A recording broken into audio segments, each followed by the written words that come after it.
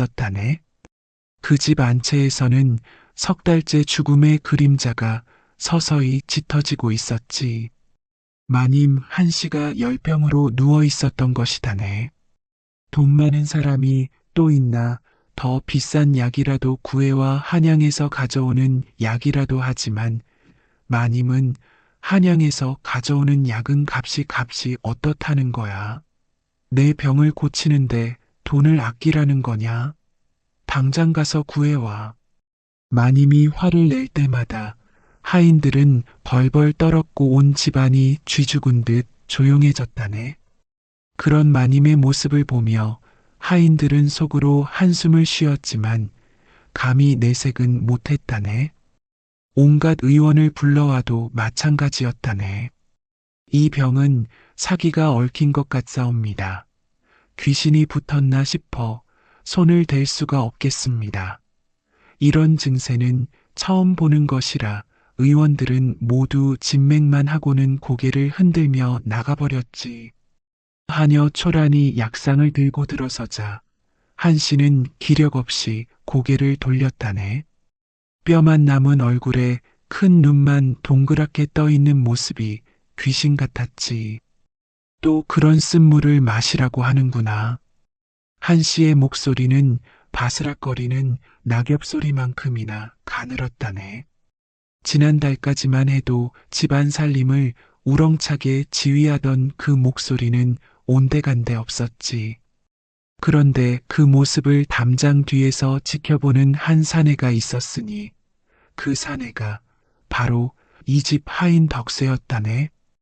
키는 보통, 얼굴은 순박하고 말은 어눌하고 온 마을 사람들이 저 덕이 참 착하기는 한데 머리가 좀 하며 손가락을 돌돌 돌렸다네. 덕세는 어려서부터 이 집에서 자란 머슴이었다네. 부모가 누군지도 모르고 어디서 왔는지도 모르고 그저 김참봉의 은혜로 먹고 자며 살아온 것이 벌써 20회가 넘었지. 덕세는 마음씨는 착해. 하지만 글을 못 읽어서 그러게 말이야. 셈도 못하고 말도 어눌하고 그래도 힘은 세니까 심부름 시키기엔 딱이지. 바보 같아도 해악을 끼치지는 않으니까 괜찮아. 사람들이 덕세에 대해 하는 말은 늘 이런 식이었다네. 착하지만 우둔한 사람, 힘은 세지만 머리는 나쁜 사람, 순진하지만 무능한 사람.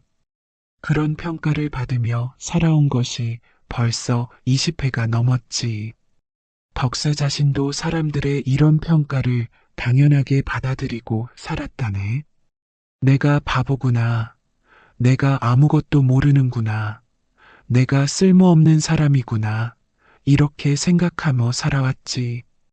그런 덕세가 매일 밤 담장 뒤에 숨어서 마님의 창문을 바라보고 있었으니 다른 하인들이 보면 아이고 저 바보가 또 마님을 훔쳐보네. 정말 철없는 놈이야. 분수를 모르고라고 했을 것이다네. 하지만 덕세의 눈빛은 남달랐다네. 그저 넋놓고 바라보는 것이 아니라 무언가를 깊이 살피고 있었지. 마님이 이불을 걷어차는 모습, 물을 자주 찾는 모습, 손으로 이마를 짚는 모습, 밤중에 뒤척이는 모습, 이 모든 것들을 유심히 관찰하고 있었다네. 저건 분명 심하루구나. 마님께서 드시는 그 보약들이 오히려 병을 키우고 있어. 덕세가 혼잣말로 중얼거렸다네. 그 목소리에는 평소의 바보 같은 어눌함이 전혀 없었고 오히려 깊은 지혜와 확신이 담겨 있었으니 얼굴의 열기는 가나상염이고 손끝의 차가움은 기혈순환 장애. 지금 드시는 보약은 모두 열성 약재들이니 이럴수록 병이 깊어질 수밖에. 밤마다 식은땀을 흘리시는 것도 음원회열 증상이고 잠을 못 이루시는 것도 심신불안 때문이야. 이런 상태에서 인삼이나 녹용 같은 보약을 드시면 덕세는 마님의 증상을 하나하나 정확하게 파악하고 있었다네. 물을 자주 찾으시는 것도 내열로 인한 갈증이고 가슴이 답답해 하시는 것도 기체 증상. 이런 상태에서는 반드시 열을 식히고 기를 소통시키는 약을 써야 하는데, 덕세가 겉으로는 바보였지만 실은 산과 약초에 대해서는 하늘이 내린 재능을 가진 자였다네. 덕세는 어려서부터 뒷산을 누비며 살았다네. 다른 아이들이 글을 배울 때도 놀이를 할 때도 덕세는 혼자 산에서 시간을 보냈지. 처음에는 외로움을 달래려고 시작한 일이었지만 점점 산의 풀과 나무들이 친구가 되었다네. 온갖 풀과 나무를 만져보고 맛보고 냄새 맡으며 그 성질을 깨달았던 것이지.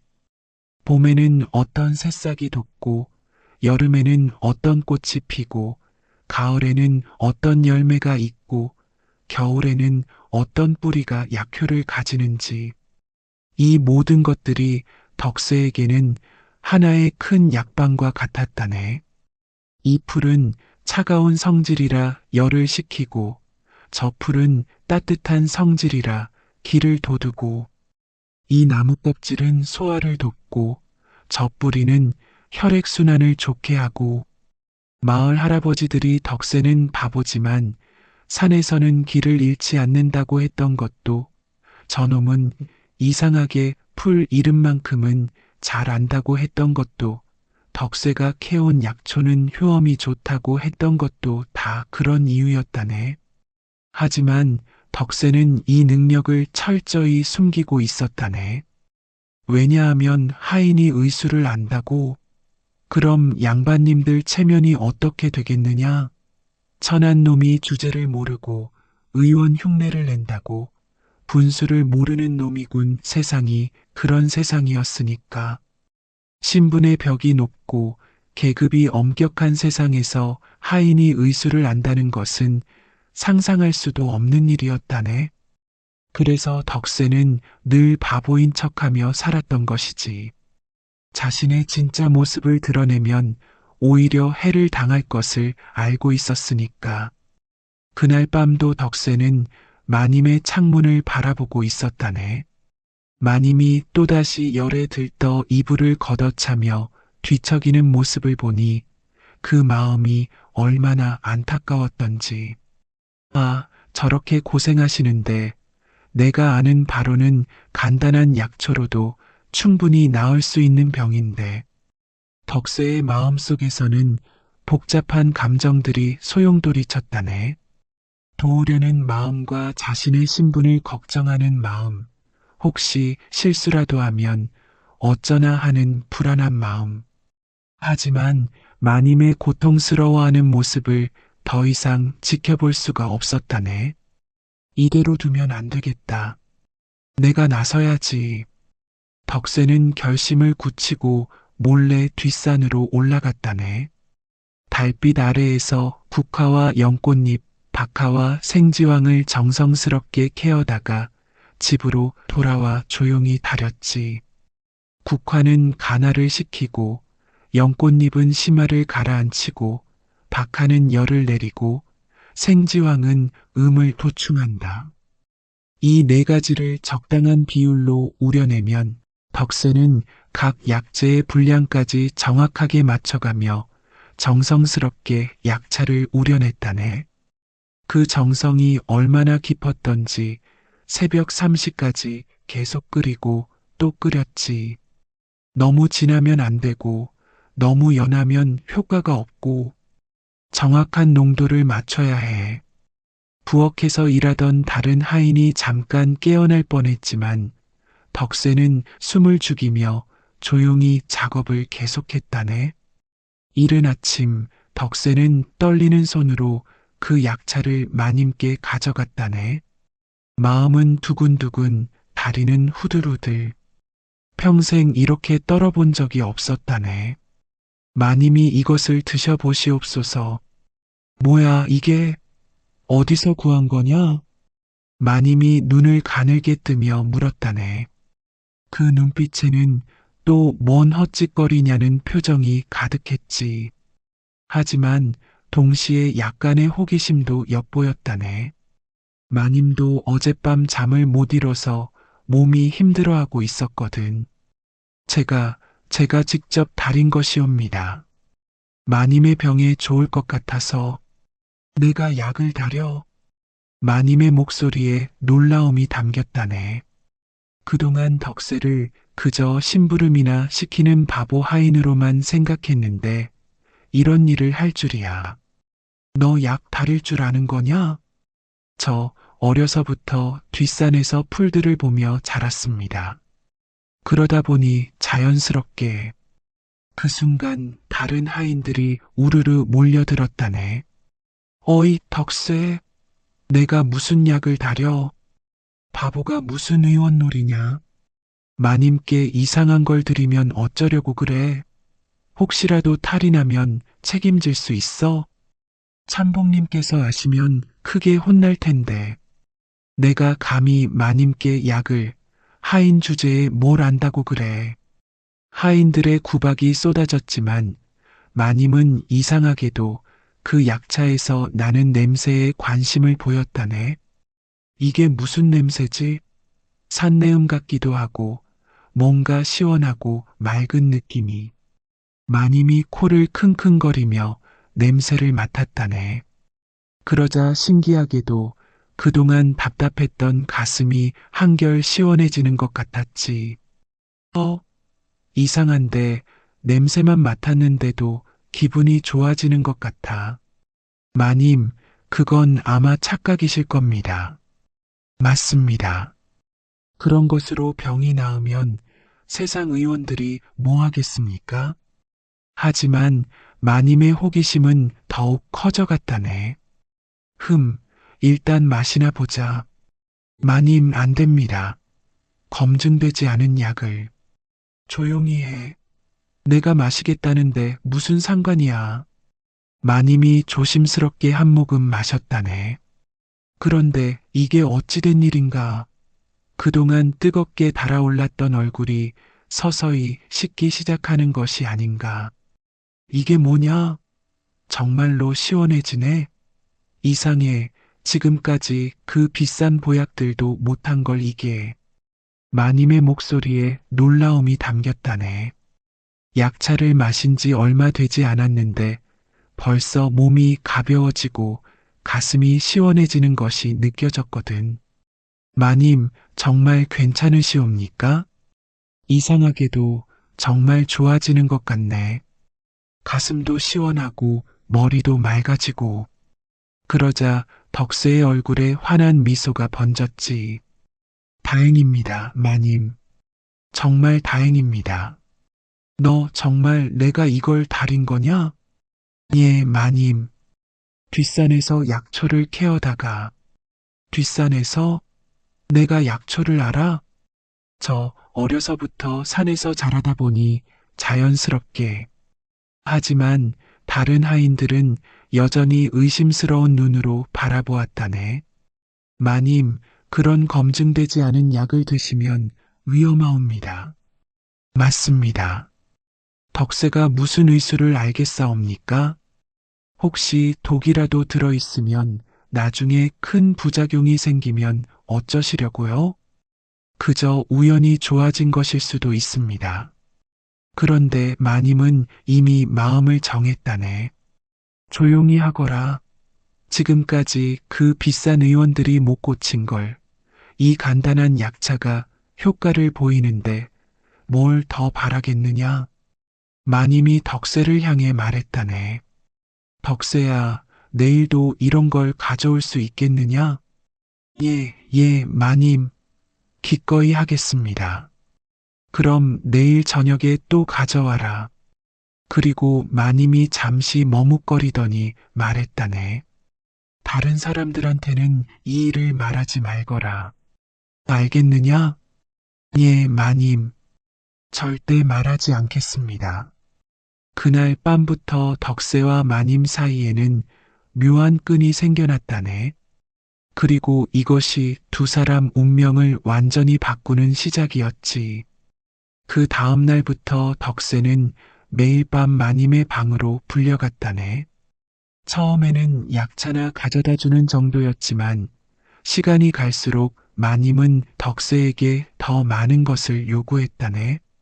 덕세야, 이리 와서 내 손목을 한번 짚어보거라. 마님, 그러시면 안 됩니다. 뭐가 안 되느냐? 넌 지금 내 의원 역할을 하는 거 아니냐? 의원이 환자 맥을 짚는 게 뭐가 이상해? 마님의 말이 틀린 것은 아니었지만 덕세는 여전히 부담스러웠다네. 하인이 마님의 손목을 만진다는 것이, 그것도 혼자 있는 방에서. 하지만 마님은 이미 손목을 내밀고 있었다네. 그 손목은 여전히 뜨겁게 달아올라 있었지. 덕세가 조심스럽게 맥을 짚어보니 마님, 맥이 너무 빨리 돌아갑니다. 그리고 이 열기, 지금까지 드신 보약들이 모두 잘못된 것 같사옵니다. 뭐라고? 그 비싸고 귀한 보약들이 잘못되었다고? 마님이 벌떡 일어났다네. 그런데 화를 내려던 마님의 표정이 갑자기 이상해졌지. 그런데 신기하네. 내가 주는 약차를 마시면 정말로 편해지긴 하거든. 도대체 어떻게 된 거냐? 덕세는 조심스럽게 대답했다네. 마님의 병은 열기가 너무 많이 쌓인 것입니다. 그런데 지금까지 드신 보약들은 모두 몸을 뜨겁게 하는 것들이었습니다. 인삼, 녹용, 당귀, 계피, 이런 것들은 모두 따뜻한 성질이라. 그럼 넌 어떻게 그런 걸 알았느냐? 내가 언제부터 약재에 대해 알고 있었던 거야? 저는 어려서부터 산에서 자랐습니다. 부모님이 일찍 돌아가셔서 산에서 혼자 지낼 때가 많았는데, 그때 이웃 할아버지께서 이런저런 풀들의 성질을 가르쳐 주셨지요. 산에서 혼자 살았다고? 그럼 너는 부모가 누군지도 모르는 거냐? 마님의 목소리에 연민이 담겼다네. 자신도 어려서 부모를 잃었기에 덕세의 처지가 남의 일 같지 않았던 것이지. 예, 저는 누가 낳아주셨는지, 어디서 왔는지도 모릅니다. 그냥 이 집에서 자라게 되었고, 마님은 갑자기 덕세를 다른 눈으로 보기 시작했다네. 지금까지는 그저 우둔한 하인으로만 생각했는데, 이런 깊은 사연이 있었다니. 너 정말 바보가 맞느냐? 예, 저는 모든 분들이 그렇게 말씀하시니까. 아니다. 바보가 어떻게 이런 정확한 진단을 하겠느냐? 그 비싸고 유명한 의원들도 못한 걸.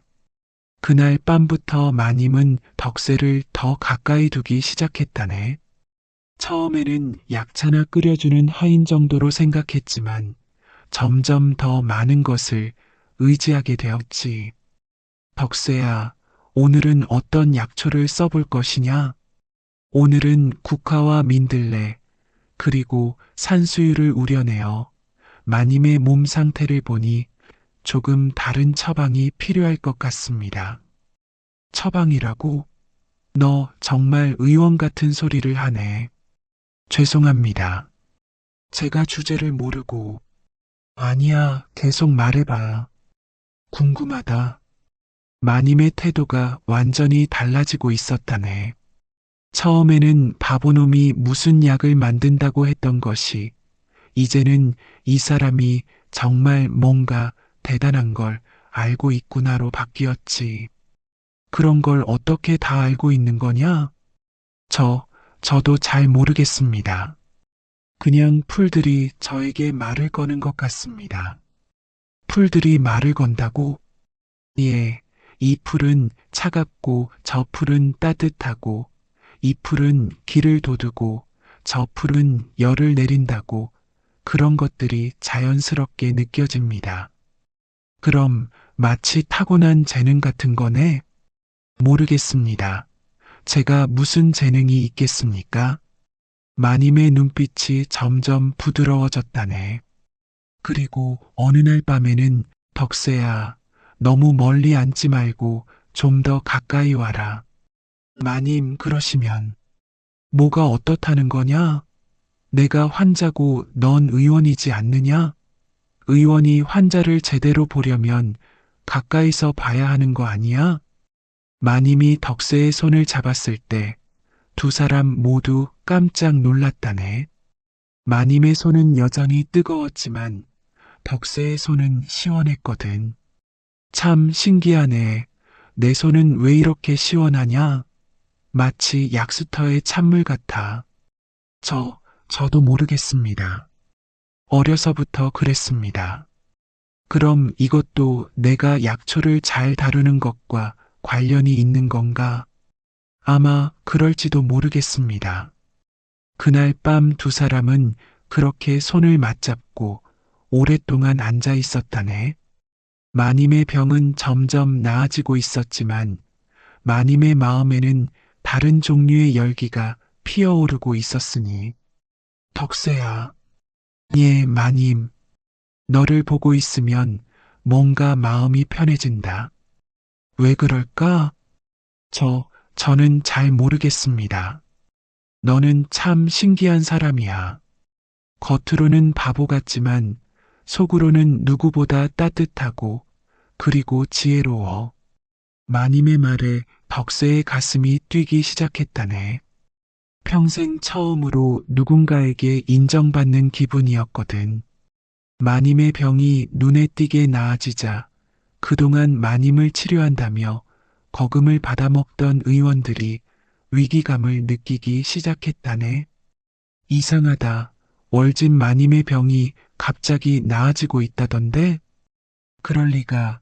우리가 그토록 정성스럽게 치료했는데도 낫지 않던 병이 그게 말이 되나?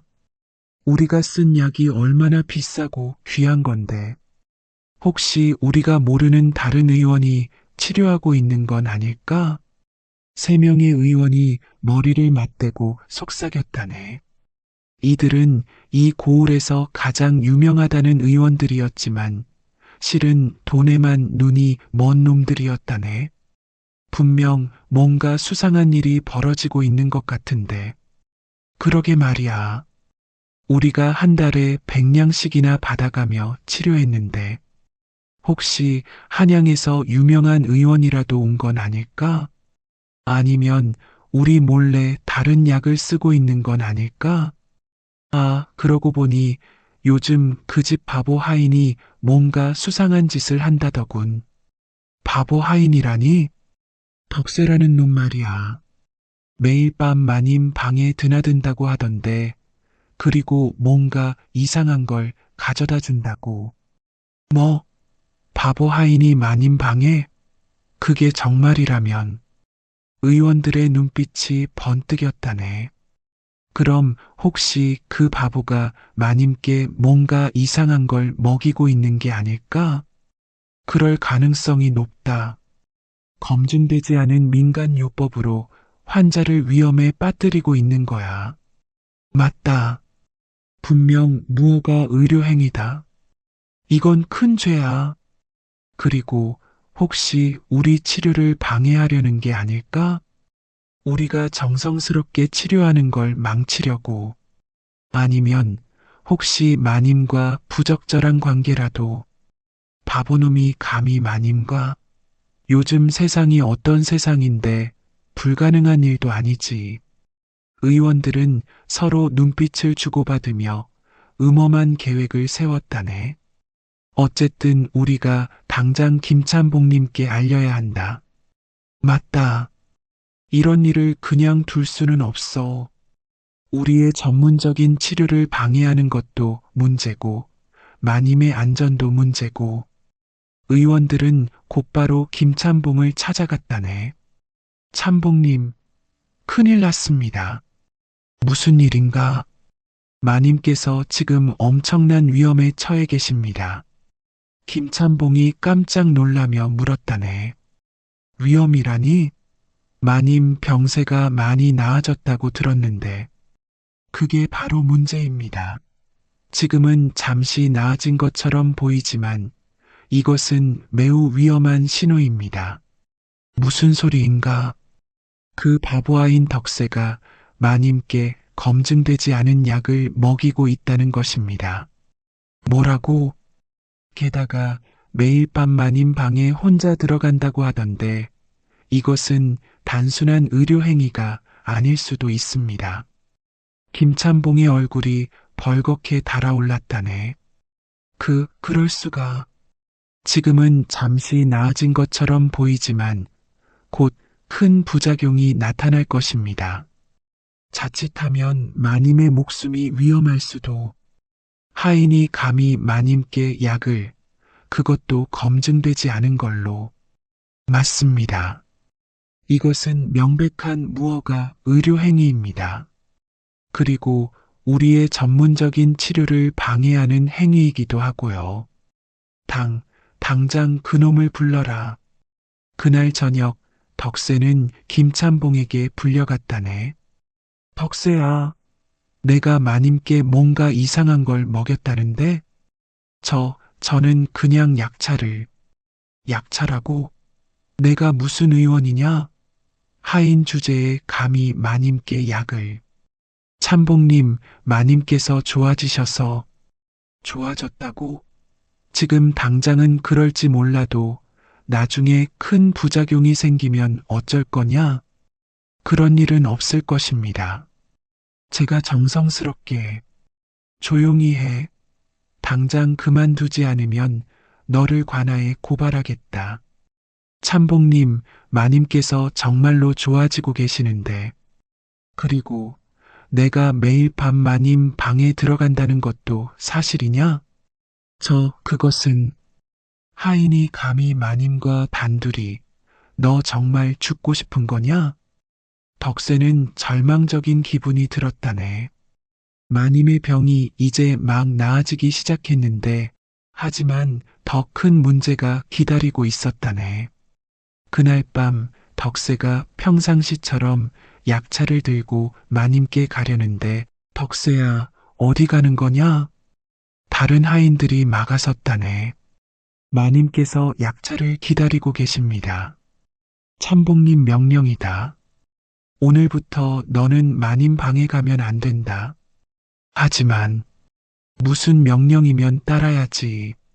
마님께서 아프신데. 그건 의원님들이 알아서 하실 일이다. 네가 나설 일이 아니야. 덕세의 가슴이 무너져 내렸다네. 그런데 더 큰 문제는 이틀 후에 벌어졌지. 마님이 갑자기 쓰러진 것이다. 마님. 하인들이 우왕좌왕했지만 마님은 깨어나지 않았다네. 얼굴은 다시 벌겋게 달아오르고 온몸에서 열기가 뿜어져 나왔지. 그동안 나아지던 증상들이 다시 악화되기 시작한 것이었다네. 어서 의원을 불러라. 새 의원이 달려와서 마님을 진찰했지만 이상합니다. 분명히 나아지고 있던 병이 왜 갑자기. 그러게 말입니다. 맥박도 엉망이고 열기도 더 심해졌고 혹시 무슨 부작용이 생긴 건 아닐까요? 이것 봐요. 우리가 뭐라고 했습니까? 그 바보놈이 이상한 걸 먹여서 이렇게 된 거라고. 이때 덕세가 나타났다네. 마님께서 어떻게 되셨습니까? 너는 가만히 있어. 내 때문에 이렇게 된 거야. 그게 아닙니다. 마님의 병은 꾸준히 치료해야 하는데 갑자기 끊어서. 하지만 덕세는 마님의 상태를 한번 보고는 곧바로 알아차렸다네. 마님의 병이 다시 깊어지고 있습니다. 이런 상태로 두면 정말 위험할 것입니다. 그러니까 내가 이상한 걸 먹여서 그런 거라고. 아닙니다. 제 약차를 끊어서 그런 겁니다. 마님의 병은 꾸준히 치료해야 하는데 갑자기 중단하면 더 악화됩니다. 너 정말 끝까지 거짓말을 하는구나. 그때 덕세의 머릿속에 번개가 쳤다네. 어려서 뒷산 할아버지가 했던 말이 생각났지. 깊은 병을 고치려면 평범한 약초로는 안 된다. 북산에 천년초라는 신령한 풀이 있는데 그것만이 진짜 깊은 병을 고칠 수 있다. 하지만 그 약초는 아무나 구할 수 있는 게 아니야. 진심으로 누군가를 살리고자 하는 마음이 있어야만. 북산에 가야 한다. 뭐라고? 마님의 병을 완전히 고치려면 북산에 있는 천년초가 필요합니다. 천년초라니? 그런 게 정말 있는 거냐? 네, 분명히 있습니다. 제가 직접 가서 구해오겠습니다. 사람들이 모두 어리둥절해했지만 덕세는 이미 결심을 굳혔다네. 마님, 제가 반드시 천년초를 구해오겠습니다. 그때까지 꼭 버텨주십시오. 그리고 덕세는 그날 밤 몰래 집을 빠져나가 북산을 향해 떠났다네. 북산은 사흘길이나 되는 험한 산이었다네. 짐승도 많고 길도 험하고 사람이 다니지 않는 깊은 산이었지. 하지만 덕세는 마님을 살려야 한다는 일념으로 밤낮 없이 달렸다네. 첫째 날 덕세는 거친 바위와 가시덤불을 헤치며 산을 올랐다네. 발은 피투성이가 되고 옷은 찢어졌지만 쉬지 않고 걸었지. 둘째 날 비가 억수같이 쏟아졌지만 덕세는 멈추지 않았다네. 온몸이 젖어도 바람이 매서워도 오직 마님을 살려야 한다는 마음뿐이었지. 셋째 날 저녁 덕세는 마침내 북산 깊숙한 곳에 있는 동굴을 발견했다네.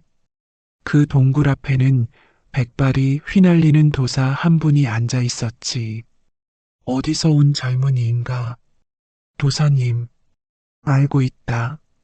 너는 사람을 살리러 온 의원이로구나.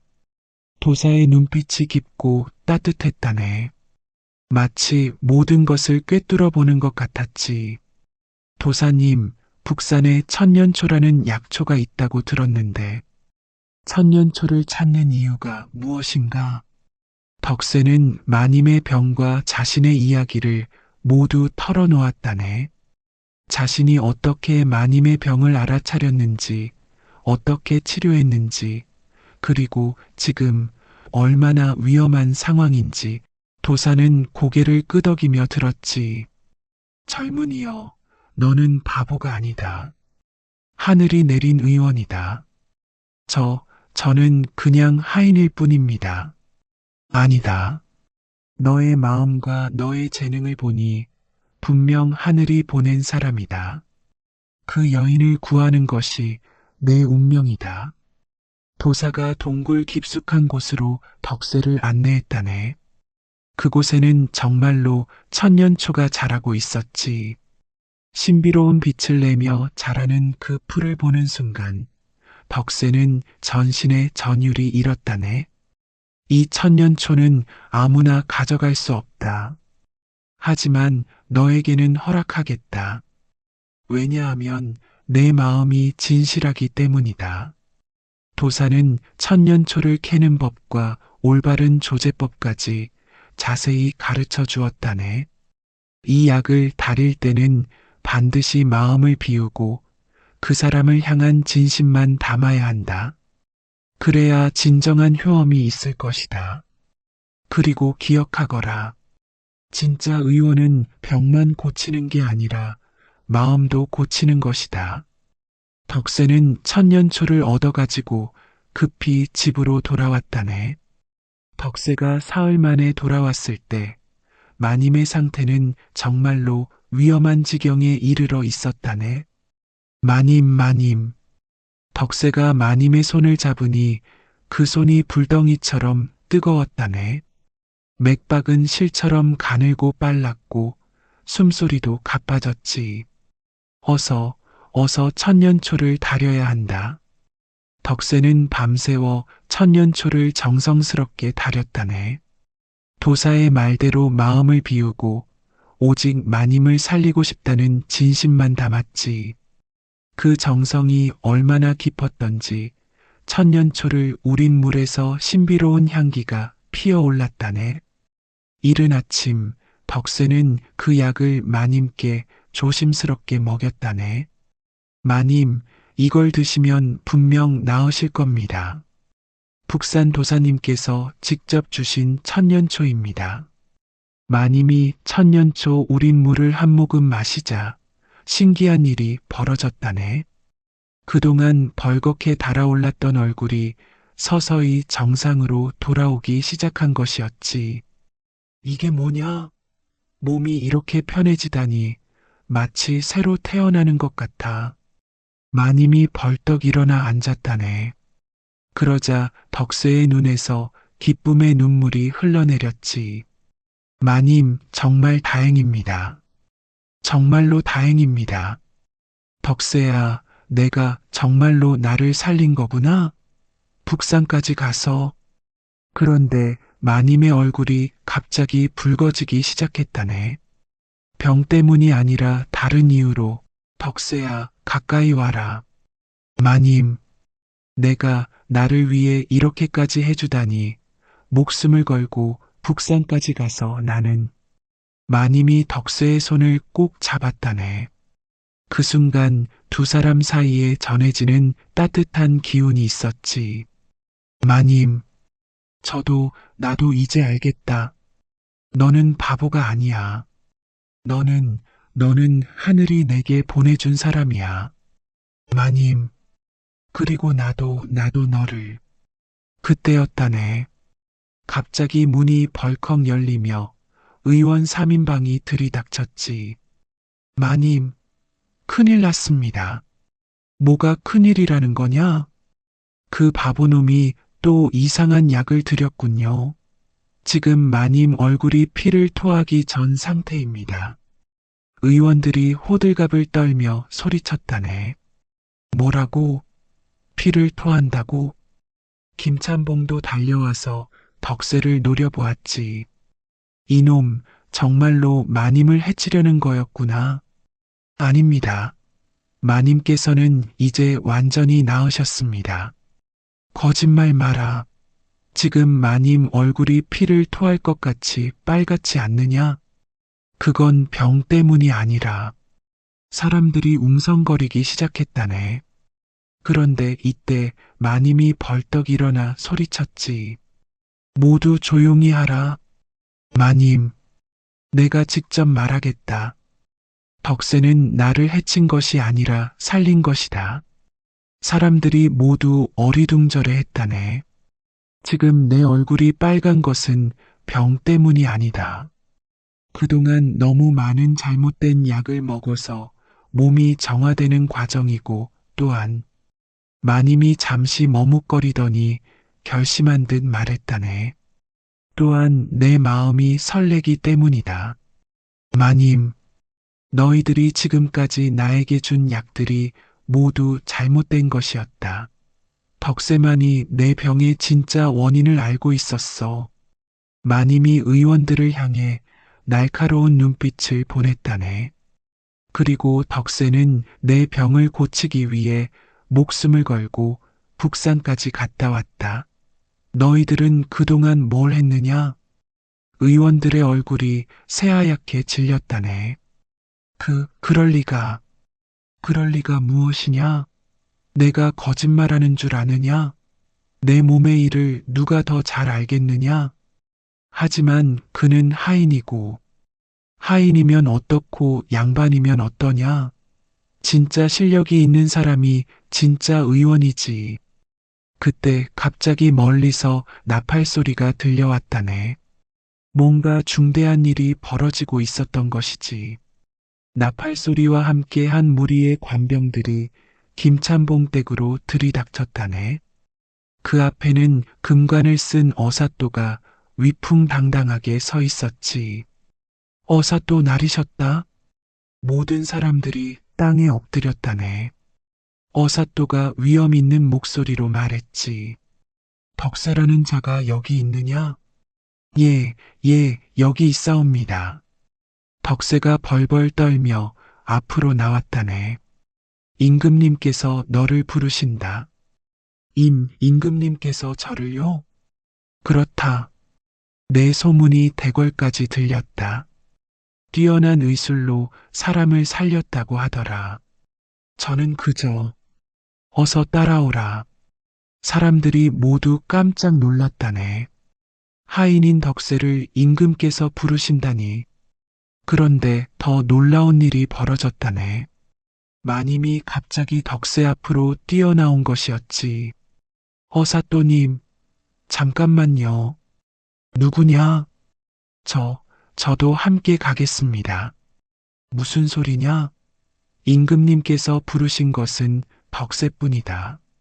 아닙니다. 저도 궁궐에 가야 할 사람입니다. 마님의 목소리에 이상한 위험이 담겨 있었다네. 어사또가 마님을 자세히 보더니 깜짝 놀랐지. 혹시 당신이? 맞습니다. 저는 월진 공주입니다. 공주님이시라고. 모든 사람들이 기절할 뻔했다네. 월진 마님이 공주였다니. 저는 폐위된 왕의 외동딸 월진 공주입니다. 3년 전 왕실의 변란으로 피신해 이곳에서 숨어 지내고 있었습니다. 어사또가 무릎을 꿇었다네. 공주님, 신이 몰라보았사옵니다. 됐습니다. 지금은 그런 게 중요한 게 아니에요. 덕세와 함께 대궐로 가야 합니다. 김참봉과 의원들은 얼굴이 새하얗게 질렸다네. 공주를 몰라보고 함부로 대했으니 그렇게 덕세와 월진 공주는 함께 대궐로 향했다네. 대궐에 도착하니 임금께서 직접 나와 계셨다네. 덕세로구나? 예, 전하. 내 소문을 들었다. 뛰어난 의술로 사람을 살렸다고 하더라. 그것도 아무도 고치지 못한 병을. 저는 그저 겸손하지 마라. 그런데 너의 출생에 대해 알고 있느냐? 덕세가 고개를 갸우뚱했다네. 저는 그냥 하인일 뿐입니다. 아니다. 너는 전설의 어의 정문유 박씨의 아들이다. 뭐라고요? 임금께서 자세히 설명해 주셨다네. 덕세의 아버지는 선왕 때 최고의 어이였는데 왕실의 변란 때 아들을 안전한 곳에 숨겨두고 자신은 목숨을 잃었다는 것이었지. 내 아버지는 나의 아버지 선왕을 끝까지 모셨던 충신이었다. 그리고 의술로는 천하제일이었지. 그런 분의 아들이 하인으로 살고 있었다니. 전하, 그러니까 너는 원래 왕실 어의 집안의 자손이다. 내 재능은 하늘이 내린 것이 아니라 피 속에 흐르는 것이었다. 덕세가 눈을 동그랗게 떴다네. 자신이 바보놈이 아니라 의원 집안의 아들이었다니. 그리고 월진 공주. 임금께서 월진 공주를 바라보셨다네. 내 아버지는 변란 때 억울하게 누명을 쓰셨다. 이제 그 누명을 벗겨주고 너의 아버지의 명예를 회복시켜 주노라. 이제 다시 왕실로 돌아오거라. 전하, 그리고 덕세야, 너는 이제 내 어이가 되어라. 내 아버지의 뒤를 이어 왕실을 지켜달라. 전하의 은혜에 감사합니다. 그리고 임금께서 잠시 멈추시더니 미소를 지으셨다네. 너희 둘의 혼인을 허하노라. 어이와 공주, 참으로 좋은 인연이로구나. 저희가 두 사람이 동시에 소리쳤다네. 그리고 서로를 바라보며 환하게 웃었지. 덕세야, 공주님, 이제는 그냥 월진이라고 불러줘. 우리는 이제 같은 처지야. 저는 여전히 바보 같은데. 바보가 어떻게 내 병을 고쳤겠어? 넌 하늘이 내린 의원이야. 그리고 하늘이 내게 보내준 사람이야. 두 사람이 손을 맞잡았을 때 대궐 앞 모든 사람들이 박수를 쳤다네. 그리고 그 악독한 의원 3인방은 거짓 진료로 사람들을 속인 죄로 모두 유배를 떠났다네.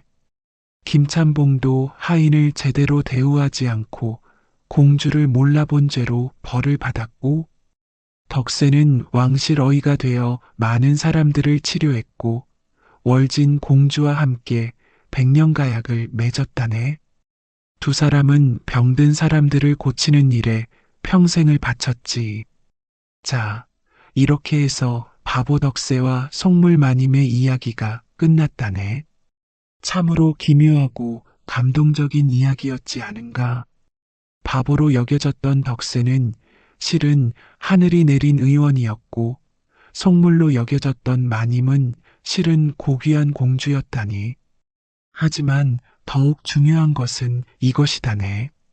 덕세는 마님의 몸만 고친 것이 아니라 마음도 고쳤다는 것을, 그리고 마님도 덕세의 숨겨진 재능과 진심을 알아봐 주었다는 것을, 진짜 사랑이란 겉모습이나 신분이 아니라 진심을 보는 것이고, 진짜 재능이란 남에게 인정받기 위한 것이 아니라 다른 사람을 도우려는 마음에서 나오는 것이라네. 이 세상에는 덕세처럼 숨겨진 재능을 가진 사람들이 얼마나 많은가. 겉으로는 평범해 보이지만 따뜻한 마음과 순수한 열정을 가진 사람들 말이야. 그런 사람들은 언젠가 반드시 빛을 보게 되어 있다네. 또한 월진 공주처럼 겉으로는 속물 같아 보이지만 속으로는 외로움과 아픔을 간직한 사람들도 많다네. 그런 사람들에게는 덕세 같은 따뜻한 관심과 진심 어린 도움이 필요하지. 그러니 우리는 서로를 겉모습만으로 판단하지 말고 진심으로 바라봐야 하는 것이지. 바보처럼 보이는 사람에게도 놀라운 재능이 숨어 있을 수 있고, 차가워 보이는 사람도 따뜻한 마음을 가지고 있을 수 있으니까.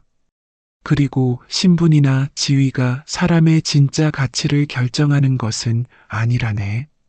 하인이었던 덕세가 어이가 되고 과부였던 월진이가 공주로 밝혀진 것처럼 진짜 중요한 것은 그 사람의 마음과 행동이지. 악한 의원들이 벌을 받고 착한 덕세와 월진이가 행복해진 것처럼 이 세상은 결국 권선징악의 이치대로 돌아간다네. 나쁜 일을 하면 반드시 벌을 받게 되고 좋은 일을 하면 반드시 복을 받게 되는 법이지. 비록 당장은 알아주는 사람이 없더라도 진심으로 남을 위하는 마음은 언젠가 반드시 보답받게 되어 있다네. 그리고 진짜 사랑은 모든 장벽을 뛰어넘는다는 것도 기억하거라. 덕세와 월진 공주처럼 서로의 진심을 알아보는 사람들끼리는 신분의 차이도 환경의 차이도 뛰어넘을 수 있다네. 그러니 여러분도 덕세처럼 진심으로 남을 도우려는 마음을 가지고 월진이처럼 진짜 사랑을 알아볼 수 있는 눈을 가지시길 바라네. 또한 자신의 재능을 과소평가하지 마시고 다른 사람들도 섣불리 판단하지 마시길. 세상에는 우리가 모르는 놀라운 이야기들이 가득하니까. 자, 이제 야담 도깨비는 또 다른 기묘하고 감동적인 이야기를 찾아 떠나야겠다네. 언젠가 또 재미있고 교훈적인 이야기를 가지고 돌아올 테니 그때까지 건강하시고 행복하시길. 덕세와 월진 공주가 백년가약을 맺었듯이 여러분도 모두 진정한 사랑과 행복한 인연을 만나시기를 야담 도깨비가 간절히 기원하며, 세상에는 아직도 많은 덕세들과 월진이들이 살고 있다네. 그들을 알아보고 그들에게 따뜻한 마음을 건네는 여러분이 되시길. 야담 도깨비를 찾아주신 여러분 감사합니다. 오늘도 재밌는 이야기로 여러분을 즐겁게 해드리겠습니다. 그 전에 좋아요와 구독 버튼 꼭 부탁드립니다. 그럼 시작할게요. 자, 오늘도 여러분께 들려드릴 이야기가 하나 있습니다. 옛날 어느 산골 마을 꽃다운 23 나이에 홀로 된 과부 마님과 정체를 숨긴 채 머슴으로 들어온 한 사내의 이야기입니다. 이 이야기는요, 욕망에서 시작되었지만 진정한 사랑으로 끝나는 그런 이야기랍니다. 세상에는 참 많은 사랑의 형태가 있지요. 어떤 사랑은 한눈에 반해서 시작되고 어떤 사랑은 오랜 시간을 함께하며 키워가는 것이고 또 어떤 사랑은 오늘 들려드릴 이야기처럼 뜻밖의 순간에서 시작되기도 합니다. 그런데 말이지요. 이 이야기에는 참 많은 사연들이 숨어 있어요.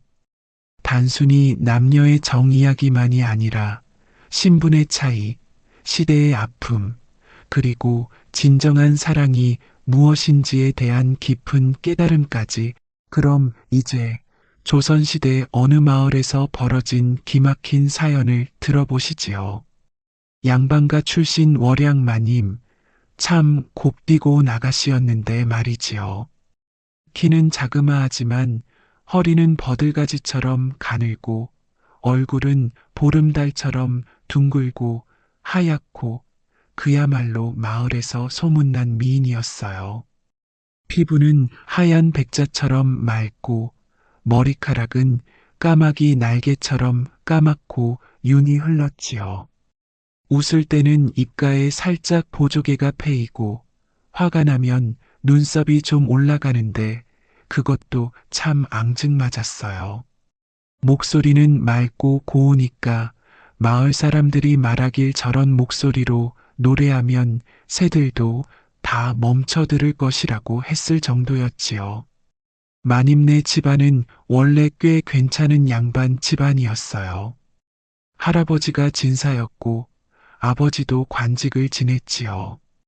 그래서 마님은 어릴 때부터 글공부도 하고 침선이며 요리며 양반집 규수가 배워야 할 모든 걸 다 배우며 자랐어요. 혼인도 문중에서 잘 짜준 혼인이었지요. 남편 되는 분도 양반이었고 인품도 나쁘지 않았어요. 다만 몸이 좀 약했어요. 23 꽃다운 나이에 남편을 병으로 떠나보내고 시어머니마저 세상을 뜨시니 아이고 이 팔자야 내가 무슨 죄를 지었다고.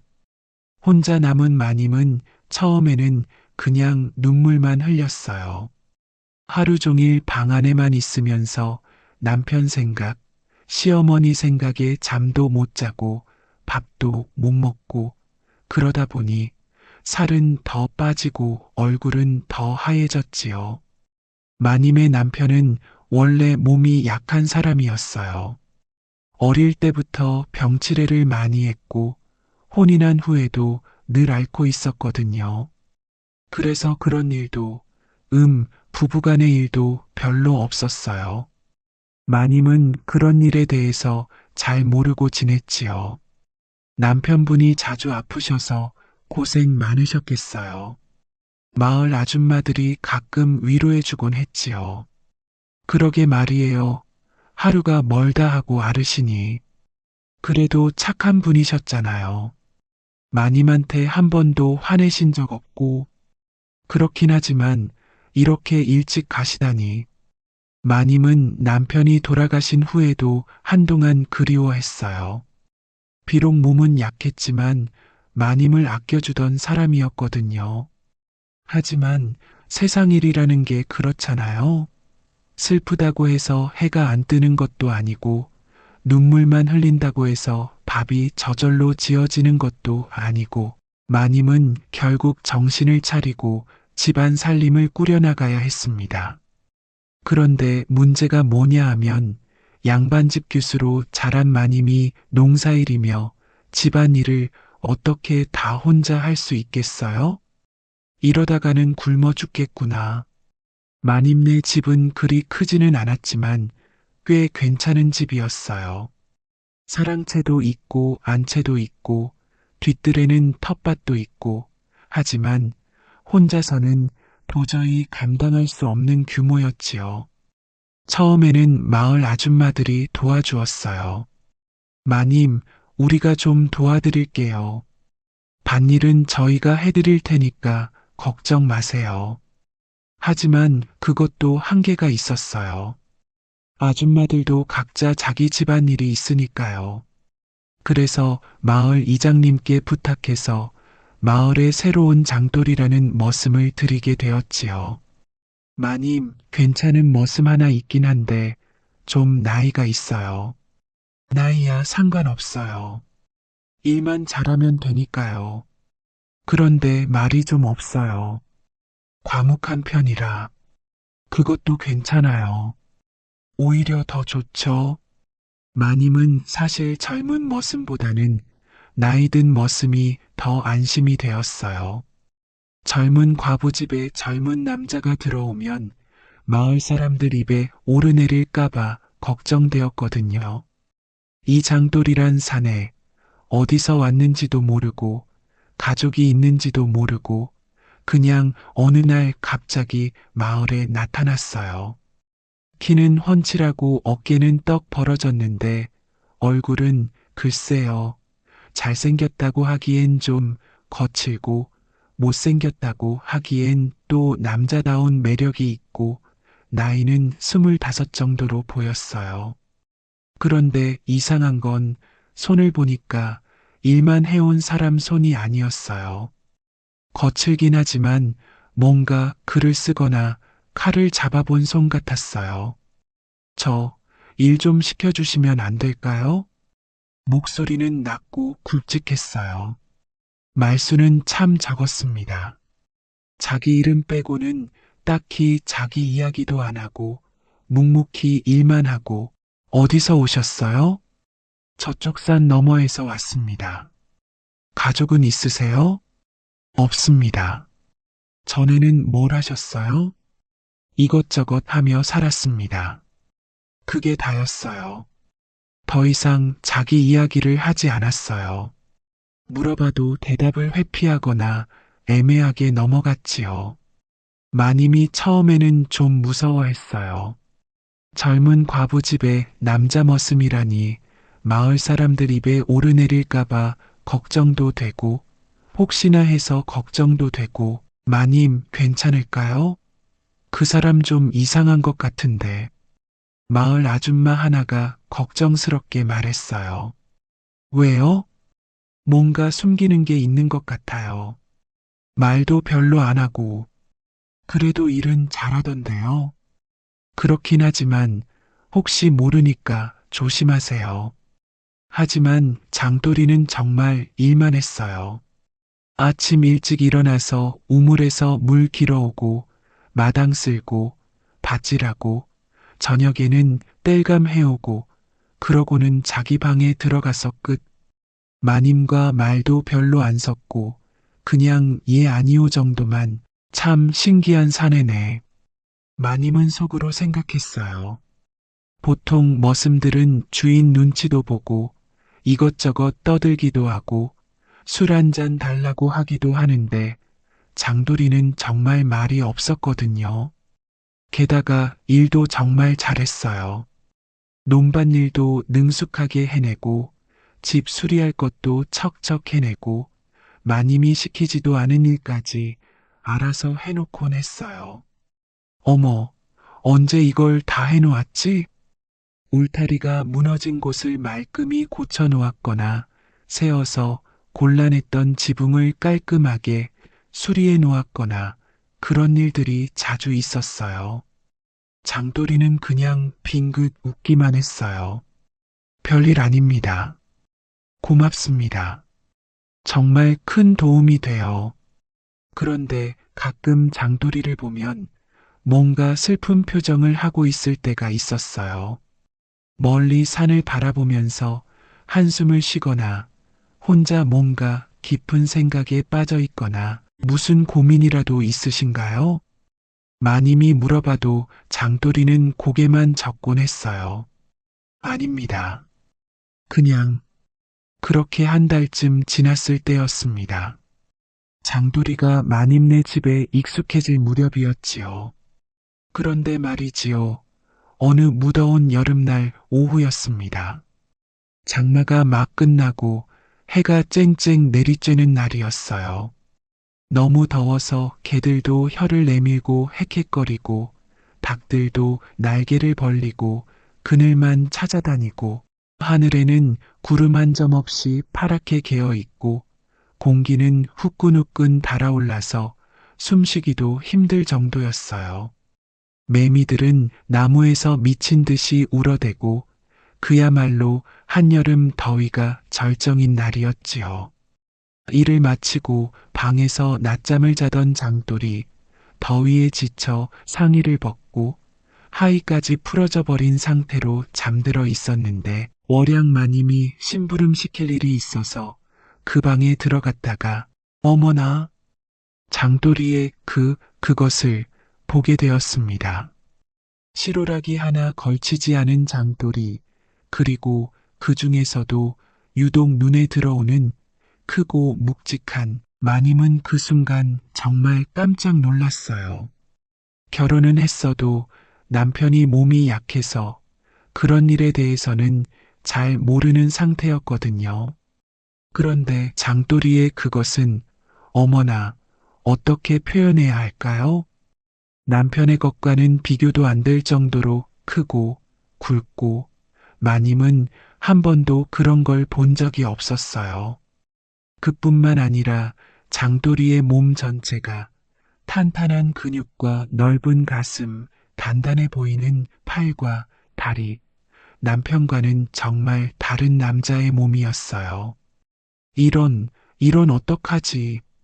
마님은 얼굴이 화끈거리며 황급히 부엌으로 달아났습니다. 가슴이 콩닥콩닥 절대 보아선 안 될 것을 본 충격과 동시에 묘한 설렘이 마님 마음에 일렁이기 시작했습니다. 내가 뭘 본 거야? 부엌에 앉아서 부채질을 하면서도 자꾸만 그 모습이 떠올랐어요. 크고 굵고 아니야. 이런 생각하면 안 돼. 스스로를 타이르면서도 자꾸만 생각나는 거예요.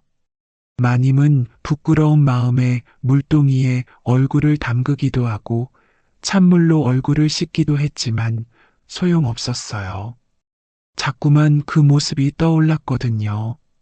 더 이상했던 건 그 후로 장돌이를 보는 눈이 달라진 거예요. 평소에는 그냥 머슴으로만 봤는데 이제는 한 남자로 보이기 시작한 거예요. 일할 때 흘리는 땀방울, 무거운 걸 들 때 붉어지는 근육, 진지한 표정으로 일에 집중하는 모습, 모든 게 새롭게 보였어요. 그날 저녁 밥상을 차릴 때도 장돌이가 수고하셨습니다 하고 인사할 때도 자꾸만 그 모습이 떠올라서 얼굴이 빨개졌어요. 마님, 어디 몸이 아프신가요? 얼굴이 빨갛네요. 아니야, 괜찮아. 그냥 더워서. 장돌이는 마님이 왜 그러는지 모르겠다는 표정이었지요. 그럼 부채라도 하나 구해다 드릴까요? 아니야, 괜찮다고 했잖아. 마님이 갑자기 소리를 지르자 장돌이는 깜짝 놀랐어요. 죄송합니다. 아니야, 내가 미안해. 그냥 더워서 그래. 그날 밤 마님은 잠을 이룰 수가 없었어요. 자꾸만 장돌이의 모습이 떠오르고 특히 그것이 내가 미친 건가 어떻게 이런 생각을. 하지만 어쩔 수 없었어요. 한 번 본 것은 지울 수가 없었거든요. 그날 밤부터 말이지요. 월양 마님은 잠이 안 왔습니다. 아이고, 내가 뭘 본 거야. 내가 어떻게 그런 걸. 밤마다 장돌이의 모습이 머릿속에 떠오르는 거예요. 부끄러워하면서도 자꾸만 그 방 앞을 서성이고 이상했어요. 평소에는 관심도 없던 남자였는데 그걸 본 후로는 자꾸만 신경이 쓰이는 거예요. 장돌이가 일하는 모습을 보면 크고 단단한 어깨, 굵직한 팔뚝, 땀에 젖은 등판.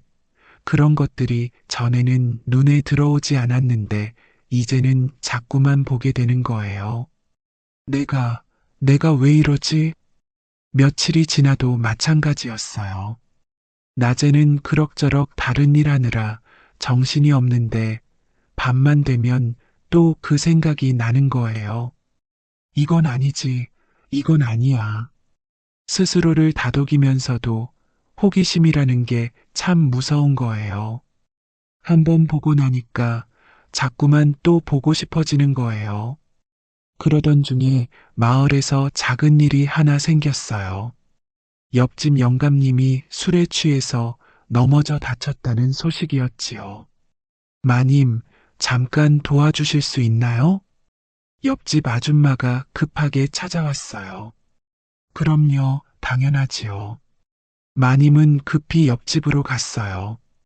영감님은 다리를 다쳐서 끙끙거리고 있었고, 아줌마는 어찌할 바를 모르고 있었어요. 의원을 부르셔야 할 것 같은데요. 그런데 의원이 다음 마을에 있어서 누가 좀 다녀와 줘야 하는데, 장돌이한테 부탁해 볼게요. 마님은 집으로 돌아가서 장돌이에게 부탁했어요. 다음 마을까지 의원을 모셔와 줄 수 있겠어요? 물론입니다. 지금 바로 다녀오겠습니다. 장돌이는 말에 올라타고 급히 떠났어요. 다음 마을까지는 왕복으로 하루가 걸렸지요. 그날 밤 마님은 혼자 집에 있게 되었어요. 장돌이가 없으니까 왠지 허전했어요. 내가 왜 이런 생각을 하지? 그런데 문득 장돌이 방에서 뭔가 냄새가 나는 거예요. 술 냄새였어요. 장돌이가 술을 마셨나? 궁금해서 장돌이 방에 들어가 봤더니 술병이 하나 있었어요. 빈 병이었지요. 언제 이걸 마셨지? 그러고 보니 며칠 전부터 장돌이가 어딘가 다른 것 같았어요. 평소보다 말수가 더 적어지고 어딘가 심각한 표정을 하고 있고 무슨 고민이라도 있나? 마님은 갑자기 장돌이가 걱정되었어요. 혹시 자신 때문에 불편해하는 건 아닐까? 자신이 너무 신경 쓰는 티가 났나? 그러던 어느 날이었습니다. 마님이 혼자 부엌에서 저녁을 준비하고 있는데 문득 술단지가 눈에 들어왔어요. 남편이 살아있을 때 명절이나 제사 때 쓰던 좋은 술이었지요. 이걸로 하면 마님은 몰래 술단지를 꺼내서 장돌이 방에 술상을 차려놓았어요. 그리고 자기 겉옷까지 벗어서 그 위에 두고 나왔어요. 내가 지금 뭘 하고 있는 거야? 하지만 이미 늦었어요. 마음은 이미 정해져 있었거든요. 사실 마님도 잘 몰랐어요. 자기가 왜 그런 행동을 하는지 그냥 충동적으로 뭔가에 이끌려서 마님은 그날 밤 내내 가슴이 뛰었어요. 무슨 일이 일어날지 아니면 아무 일도 안 일어날지 그날 밤 술 냄새를 맡고 깨어난 장돌이는 방 안의 술상을 보고 깜짝 놀랐어요. 이게 뭐지? 술상 옆에 놓인 마님의 겉옷을 보고 뭔가 이상하다는 생각이 들었지요. 마님이 이걸 왜? 하지만 장돌이도 남자였어요. 좋은 술 냄새에 목이 당기고 하루 종일 일한 몸에 술 한 잔이 그렇게 달콤할 수가 없었지요. 한 잔만 마시고 그렇게 한 잔, 두 잔, 어느새 술이 반쯤 줄어들었어요. 술 기운이 오르니까 갑자기 마님 생각이 났어요. 평소에는 일 말고는 다른 생각을 안 하려고 했는데 술 때문인지 자꾸만 마님 얼굴이 떠오르는 거예요. 마님, 참 고우신 분이야. 사실 장돌이도 마님을 의식하고 있었어요. 젊고 아름다운 과부 마님, 처음에는 그냥 주인으로만 생각했는데 지내다 보니까 자꾸만 마음이 쓰이는 거예요. 특히 마님이 슬퍼할 때, 혼자 앉아서 눈물을 흘릴 때, 그런 모습을 보면 가슴이 아팠어요. 내가, 내가 뭔가 도와드릴 수 있으면 좋을 텐데. 하지만 자신은 그냥 머슴이고 마님은 양반집 부인이니까 함부로 다가갈 수 없었어요. 그런데 오늘 마님이 직접 술을 갖다 놓았다는 것은 혹시 설마 마님이 술 기운에 용기를 낸 장돌이는 마님의 방으로 발걸음이 향했어요. 마님, 조심스레 마님을 깨우는 장돌이. 하지만 마님은 일부러 대답하지 않은 채 자는 척했어요. 심장이 쿵쾅쿵쾅. 이제 정말로 일이 벌어지는구나 싶었거든요. 마님 잠들어 계신가? 장돌이는 술기운에 용기를 내서 마님 곁에 누웠어요. 마님의 부드러운 머리카락 냄새, 따뜻한 체온, 마님.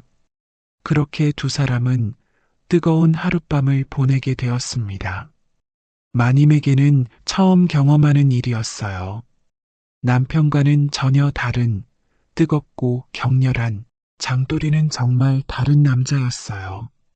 힘도 세고 지구력도 좋고 마님은 그날 밤 정말 많은 걸 경험했어요. 이게 바로 그런 건가? 다음 날 아침 마님은 아프지 않은 곳이 없었지만 마음은 설레고 가슴은 벅찼어요. 남편과는 달랐어요.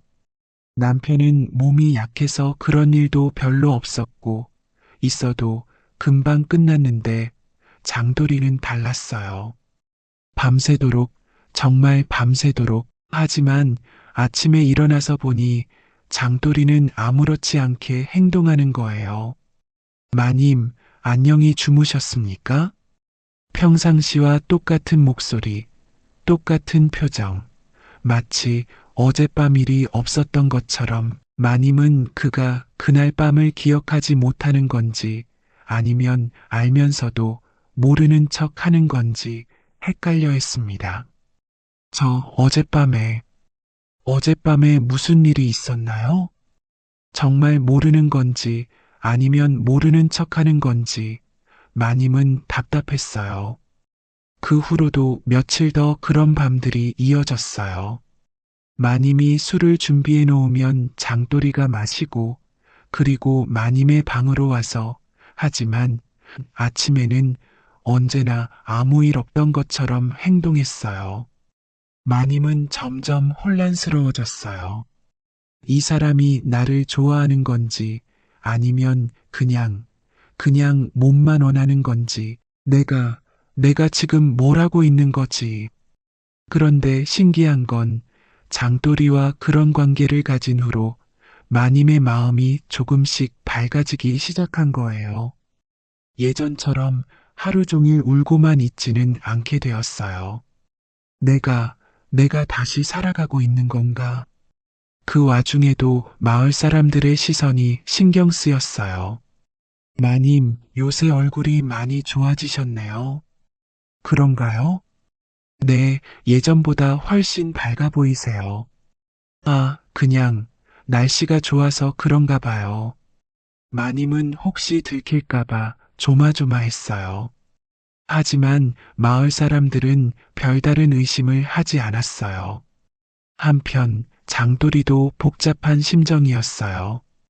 처음에는 정말 술기운에 그런 일이 벌어진 거였는데 계속 반복되다 보니 이게 맞는 건지 헷갈렸어요. 내가 지금 뭘 하고 있는 거지? 하지만 마님을 거부할 수는 없었어요. 자신도 모르게 마님에게 끌리고 있었거든요. 그러던 어느 날 마님이 장돌이에게 처음으로 말을 걸었어요. 장돌이 씨, 예, 마님. 혹시 저한테 무슨 말씀하고 싶은 것 없어요?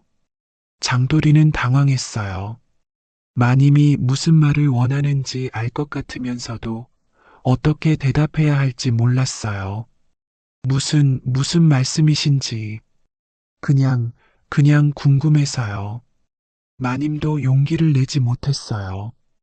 혹시 자신만 그런 마음인 건 아닌지, 장돌이에게는 그냥 육체적인 관계일 뿐인 건 아닌지, 그렇게 두 사람은 서로의 마음을 확신하지 못한 채 애매한 관계를 계속했어요. 며칠이 지나고 마님은 고민에 빠졌어요. 저 사람이 나를 그냥 몸만 원하는 건가? 아니면 정말로. 마음은 복잡하고 하지만 몸은 계속 장돌이를 원하고 이런 자신이 부끄럽기도 하고 또 한편으로는 이런 기쁨을 처음 알았으니까 놓고 싶지도 않고 그런데 어느 날 갑자기 포졸과 사또가 찾아왔습니다. 관아에서 나왔다. 문을 열어라. 마당에 말발굽 소리가 요란하게 울리고 칼을 찬 관리들이 우르르 들어왔어요. 장돌이라는 자가 어디 있느냐? 예. 장돌이가 무슨.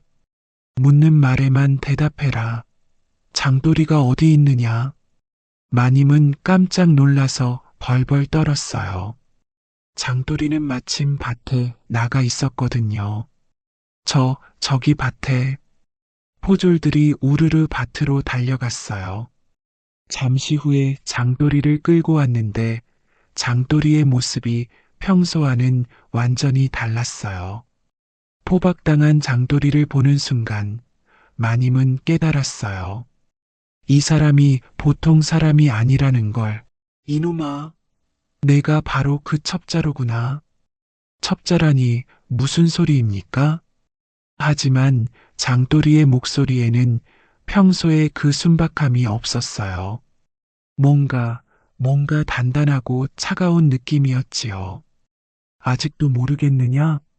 내가 병판대감의 밀명을 받고 이 마을에 들어온 줄 다 안다. 무슨. 그때 사또가 나서면서 장돌이의 정체를 밝혔어요. 이놈은 조정에서 파견된 밀정이다. 우리 지역의 영모 세력을 조사하러 온 첩보장수란 말이다. 알고 보니 장돌이는 그저 머슴이 아니었어요. 병판대감이 파견한 밀정, 조정 내 영모를 캐기 위한 임무를 수행하는 첩보장수였던 겁니다. 이런 일이. 마님은 정말 깜짝 놀랐어요. 자기와 그런 사이가 된 사람이 알고 보니 첩자라니.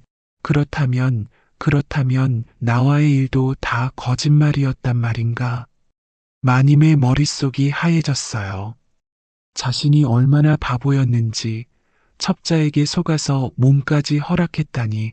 하지만 포졸들은 마님의 심정 따위는 아랑곳하지 않았어요. 이 여자도 첩자와 한통 속일 것이다. 아닙니다. 저는 아무것도 모릅니다. 조용히 해라. 모르긴 뭘 모른다는 거냐? 정말 모릅니다. 저는 그냥 머슴으로만. 거짓말하지 마라. 젊은 과부가 젊은 머슴을 들여놓고 아무 일 없었을 리 없다. 사또는 이미 마님과 장돌이의 관계를 의심하고 있었어요. 내가 장돌이와 어떤 관계냐? 저는 그냥 머슴으로. 거짓말하지 마라. 첩자와 정을 통한 것 아니냐? 아닙니다. 하지만 마님의 얼굴이 빨개지는 걸 본 사또는 눈을 번뜩였어요. 이놈의 년, 과연 정을 통했구나. 아닙니다. 정말 아닙니다. 그렇다면 왜 얼굴이 빨개지느냐? 첩자와 내통해서 나라 기밀을 빼돌린 것 아니냐? 억울했지만 어떻게 설명해야 할지 몰랐어요. 정말로 장돌이와 그런 사이가 되긴 했지만 첩자인 줄은 정말 몰랐거든요. 포졸들은 장돌이의 정체가 탄로나자 그와 연루되었을 가능성이 있는 월양까지 잡아갔어요. 관아로 끌려간 마님, 아이고, 그 꼴을 어떻게 표현해야 할까요? 말해라. 장돌이에게서 무엇을 들었느냐? 정말 아무것도 모릅니다. 이놈의 년이 끝까지 버티는구나. 더 세게 때려라. 사또는 잔인한 사람이었어요. 자신의 출세를 위해서라면 무고한 사람이라도 쉽게 고문했지요. 관아의 옥사에서 아이고 말도 못하겠습니다. 혹독한 고문을 당한 월양마님. 아직도 입을 열지 않는군. 더 세게 해라. 사또님, 이 여인은 정말 아무것도 모르는 것 같습니다. 그럴 리 없다. 첩자와 그런 사이가 되었는데 아무것도 모를 리 없어. 밥도 물도 주지 않은 채 닷새째 매질을 당하고 마님은 결국 의식을 잃어버렸어요. 하지만 마님에게서는 정말 아무런 정보도 나오지 않았어요. 당연하죠. 정말 아무것도 모르고 있었으니까요. 한편 자신의 정체가 탄로나 포박된 장돌이 그는 관하로 가면서도 계속 마님 걱정만 했어요. 마님은 정말 아무것도 모르는데 자신 때문에 마님이 고생하게 되었다는 생각에 가슴이 미어졌어요. 처음에는 정말 그냥 임무를 위해 들어간 집이었는데 언제부턴가 마님이 소중해져 있었거든요. 마님이 처음 자기를 본 그날, 마님의 당황한 표정을 기억하고 있었어요. 그리고 마님이 술을 준비해 놓던 그날 밤들, 마님이 자는 척 하면서도 떨고 있던 모습들. 마님이 어떻게 되셨을까? 장돌이는 결국 모든 걸 실토했어요. 그 여인은 정말 아무것도 모릅니다. 저와의 관계도 그건 제가 일방적으로 뭐라고 좀 더 자세히 말해보거라. 그 여인은 단지 외로워서 그리고 저는 그런 마님이 불쌍해서 장돌이는 자신과 마님의 관계에 대해 솔직하게 털어놓았어요. 마님이 먼저 술을 준비해줬다는 것, 자신도 마님에게 끌렸다는 것, 하지만 마님은 자신의 정체를 전혀 모르고 있었다는 것, 그 여인은 저에게 그냥 따뜻함을 주었을 뿐입니다. 장돌이의 고백을 들은 사또는 코웃음을 쳤어요. 하? 첩자 주제에 정까지 들었다는 것이냐? 예, 저는 정말로 마님을 사랑합니다. 사랑이라고? 첩자가 무슨 사랑을 하느냐? 하지만 장돌이의 진술이 일관되고 마님에게서는 정말 아무런 정보도 나오지 않자 사또도 의심을 거두기 시작했어요. 그런데 문제는 이미 닷새 동안 혹독한 고문을 받은 마님의 상태가 너무 심각했다는 거예요. 사또님, 그 여인이 의식을 잃고 깨어나지 않습니다. 뭐라고? 숨은 쉬고 있지만 아무리 불러도 깨어나지 않습니다. 정신이 나갔다는 말이냐? 그런 것 같습니다. 그 소식을 들은 장돌이 마님이 어떻게 됐다고? 의식을 잃고 깨어나지 않는다는구나. 제발 마님을 살려주십시오. 장돌이는 무릎을 꿇고 애원했어요. 저의 모든 공을 다 포기하겠습니다. 대신 마님을 살려주십시오. 그 여인이 그렇게 소중하냐? 예, 저에게는 목숨보다 소중합니다. 사또는 장돌이의 진심을 보고 그리고 마님이 정말 무고하다는 것을 깨달았어요. 좋다. 병판대감께 연락해드리겠다. 병판대감은 장돌이의 간곡한 부탁을 받고 어의를 보내주었어요. 장돌이는 직접 말에 태워 월양이 있는 곳으로 달려갔습니다. 마님. 장돌이가 아무리 불러도 마님은 깨어나지 않았어요. 얼굴은 하얗게 질려 있고 숨소리도 가늘고 어이가 진맥을 해보더니 고개를 저었어요. 너무 혹독한 고문을 받아서 몸도 마음도 다 상해버렸습니다. 그럼 어떻게 되는 건가요? 살 수는 있을 겁니다. 하지만 정신이 돌아올지는 장담할 수 없네요. 정신이, 정신이 안 돌아온다고요? 충격이 너무 컸습니다. 몸의 상처는 치료할 수 있지만 마음의 상처는 어이의 정성스런 치료 끝에 월양은 가까스로 숨을 이었지만 정신은 돌아오지 않은 채 백치 상태가 되어버렸어요. 마님. 장돌이가 아무리 불러도 마님은 허공만 바라보며 아무런 반응이 없었어요. 내가 마님을 이렇게 만들었구나. 장돌이는 그 자리에서 결심했습니다. 모든 관직을 버리고 마님 곁을 지키겠소. 그럴 필요 없다. 내가 할 일이 아직 많이 남아 있는데. 아닙니다.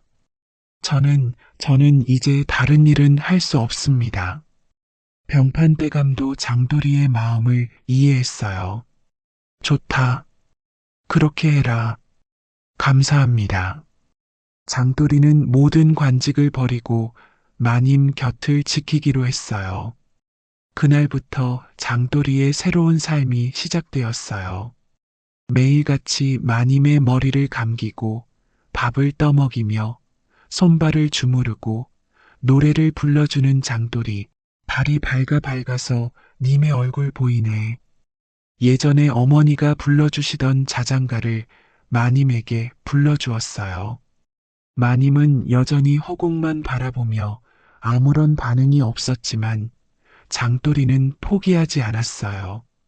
마님, 오늘 날씨가 참 좋아요. 같이 마당에 나가서 햇볕 좀 쬐실까요?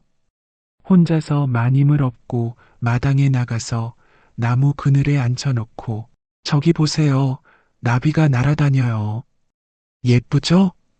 마님은 여전히 반응이 없었지만 장돌이는 계속 이야기했어요. 마님, 저 사실은 처음부터 마님을 속였어요. 저는 머슴이 아니었어요. 정말 죄송해요. 눈물을 흘리며 모든 걸 고백했어요.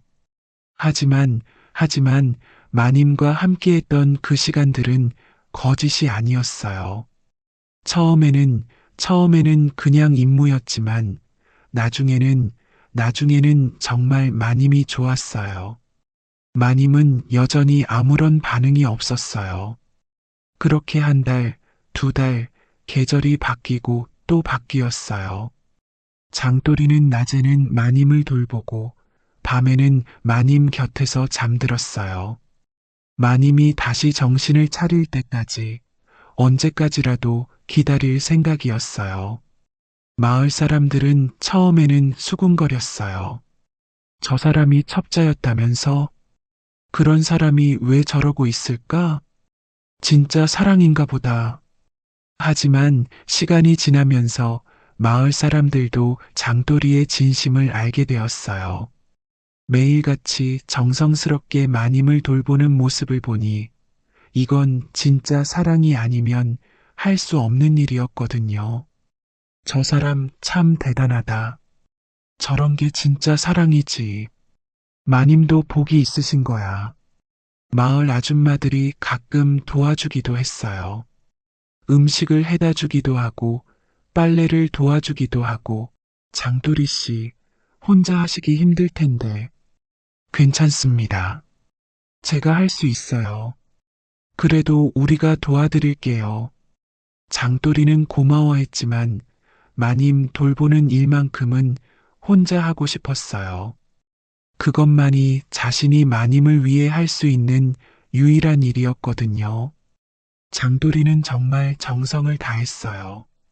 마님의 몸을 닦아주고 머리를 빗겨주고 옷을 갈아입혀주고 마님이 조금이라도 편안하게 지낼 수 있도록 가끔은 마님을 안고 마을을 산책하기도 했어요. 마님, 저기 꽃이 피었어요. 예쁘죠? 마님은 여전히 반응이 없었지만 장돌이는 계속 말을 걸었어요. 오늘은 날씨가 참 좋네요. 마님도 기분이 좋아지셨으면 좋겠어요. 그렇게 2년, 3년 세월이 흘렀습니다. 장돌이의 머리에도 하얀 머리카락이 생기기 시작했어요. 마님을 돌보느라 고생이 많았거든요. 하지만 장돌이는 후회하지 않았어요. 마님과 함께 있는 것만으로도 행복했어요. 어느 봄날이었어요. 진달래꽃이 만발한 따뜻한 날, 장돌이가 늘 부르던 그 노래를 부르고 있었는데 달이 밝아서 님의 얼굴 보이네. 그런데 갑자기 마님이 따라 부르기 시작한 거예요. 달이 밝아서 장돌이는 깜짝 놀라서 마님을 바라봤어요. 마님, 마님, 마님의 눈에 초점이 들어오기 시작했어요. 3년 만에 마님이 장돌이를 바라보는 거예요.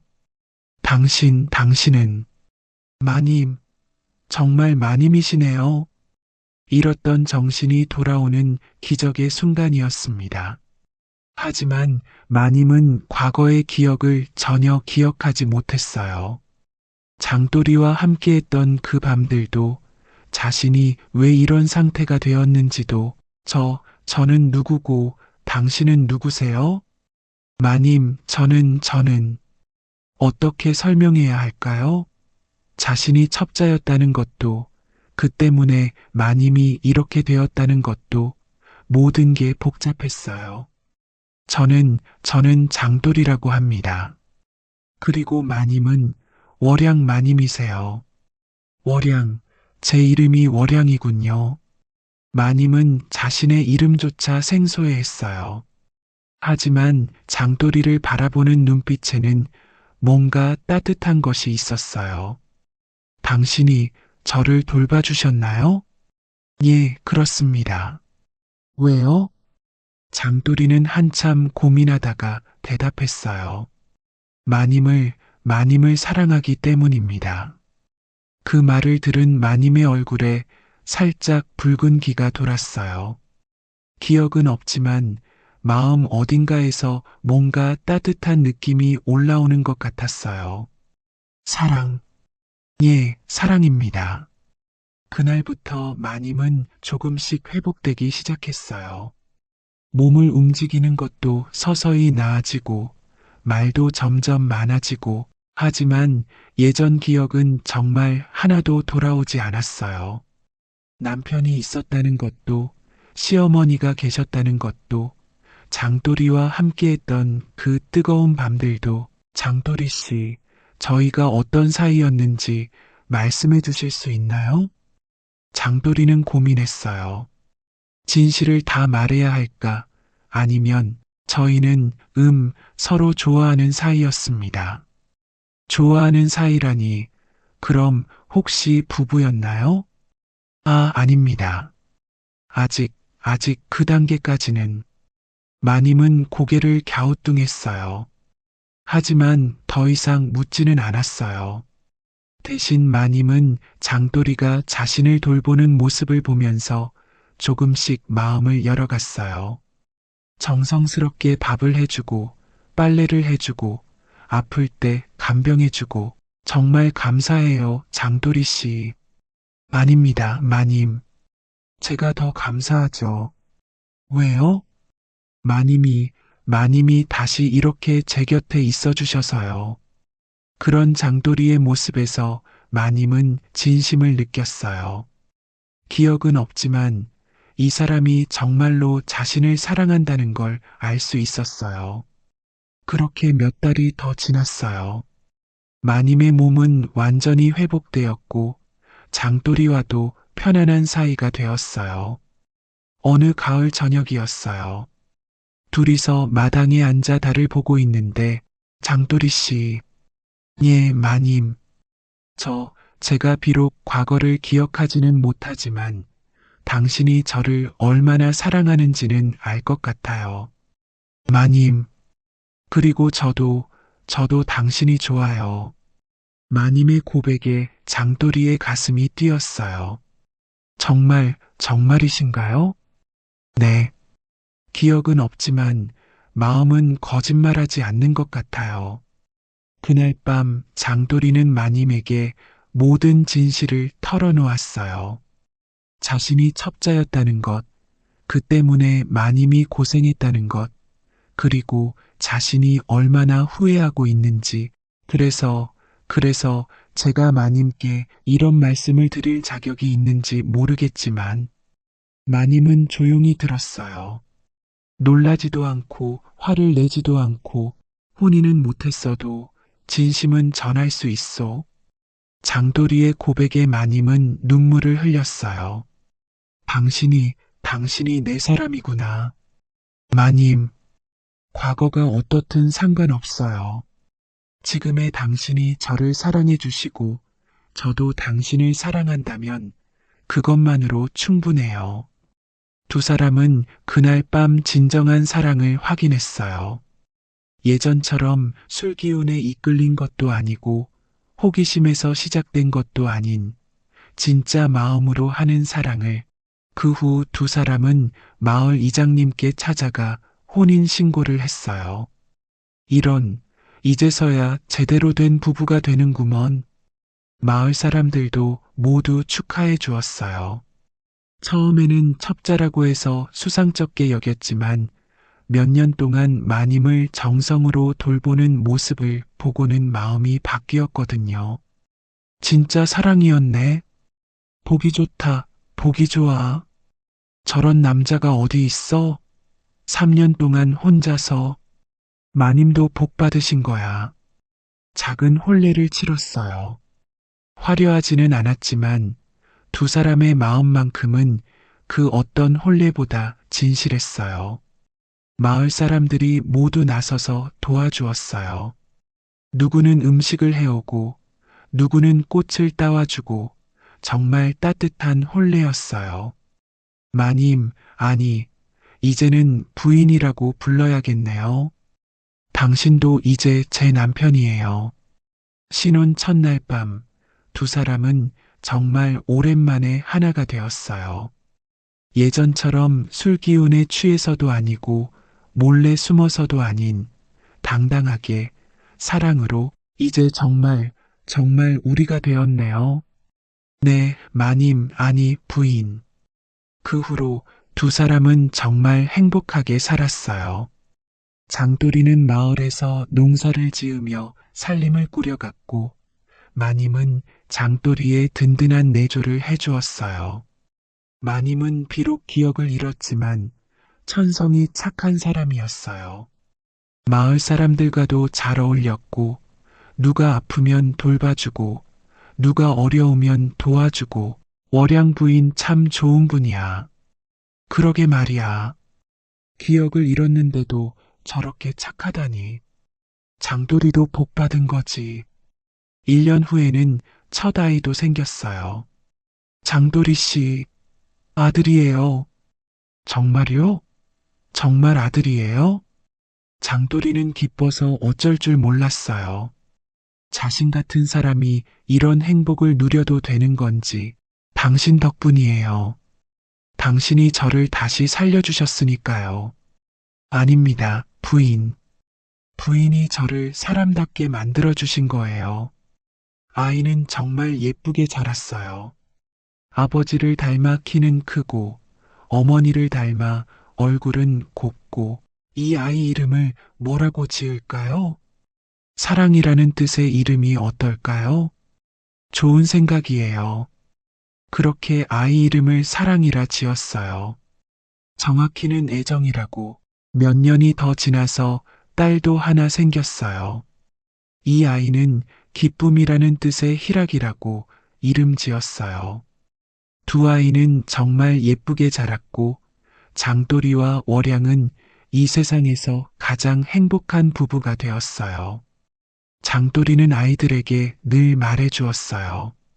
너희 어머니는 정말 훌륭한 분이야. 아버지도 어머니를 많이 사랑하시죠?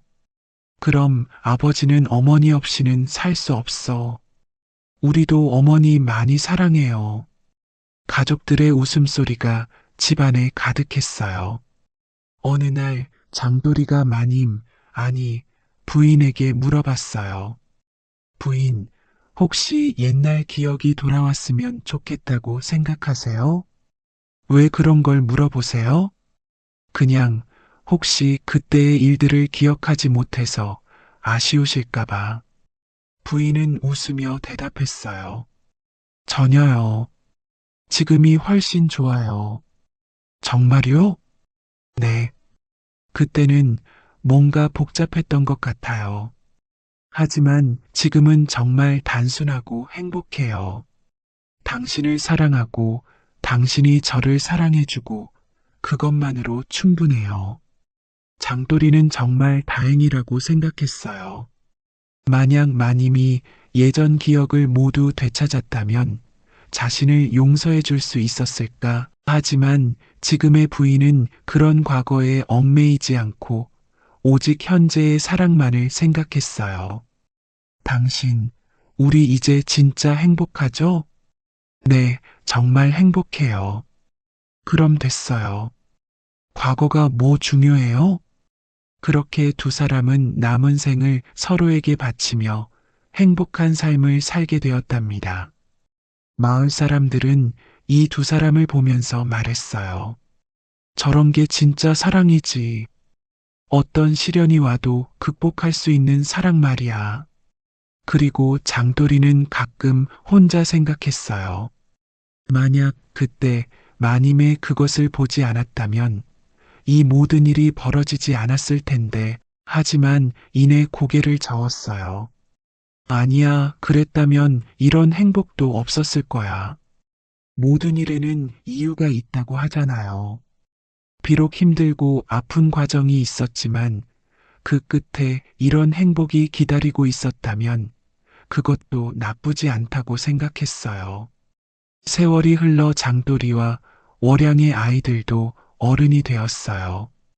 큰아들 애정이는 아버지를 닮아 건장하고 의젓하게 자랐고, 딸 희락이는 어머니를 닮아 곱고 착하게 자랐어요. 아버지, 저도 장가를 가고 싶어요. 그래, 마음에 둔 아가씨라도 있니? 네, 옆마을 김씨네 딸이. 좋은 집안이지. 아버지가 중매를 서보마.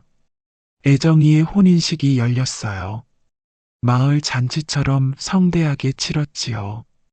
이제 우리도 할아버지, 할머니가 되는구나. 세월 참 빠르다. 몇 년 후에는 희락이도 시집을 갔어요.